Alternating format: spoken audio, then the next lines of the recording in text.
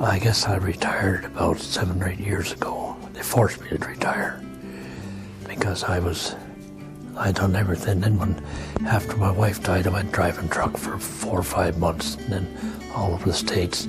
And then I went to Brockville, where we were raised in that part of the country, and got a job at the car lot, running cars to the States, in Montreal, Toronto, and Ottawa.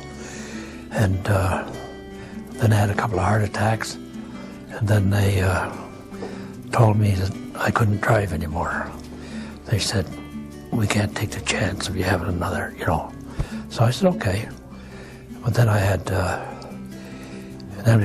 before that I had got a melanoma in my left eye.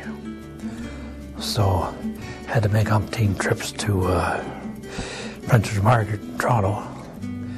And I had radiation on it, so the eye's not much good. And they said, well, this eye's not going to be much good to you anymore. And I said, well, two eyes got me this far. I guess one will get me the rest of the way. And outside of heart attacks and weak heart, poor lungs, and 2 bouts with cancer, boy, I'm doing all right. I've got an old pickup truck, and last year I bought a cap for the back of it. And for something to do this year, I'm going to put, I've got an air mattress and a sleeping bag, and I'm going to get a little cook thing, and I'm going up to Webwood, and I'm going 60 or 70 or 80 miles in the bush, and I'm going to sleep in the truck and ram around up on the bush road. Nobody up there, nothing up there, sleep in the back of the truck. It was never a joiner or a group type of person, and I most of the time just do my own thing. Last year I bought an ATV to roll around the bush for, and I didn't have that too long because I had too much trouble with my legs getting on it, so I sold that. This year I'm looking at a side-by-side that just don't have to step too hard to get up, and I may get one of them to head the bush. And I do a lot of reading. I don't watch a lot of TV. I do a lot of reading.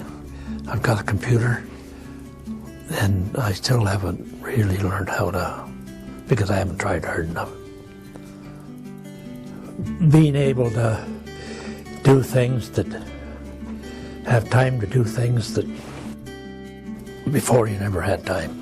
I've worked in jobs where I worked 12 hours a day, 7 days a week, 18 hours a day, you name it. And you never had time for nothing, eat, sleep, and I just, if my health was better, man, I'd be skydiving and scuba diving and all the stuff that's available to people today that do, adventure. I went and got a pilot's license years ago, but now I can't fly because of my health. But just, there's many things to do, and you don't have to be organized.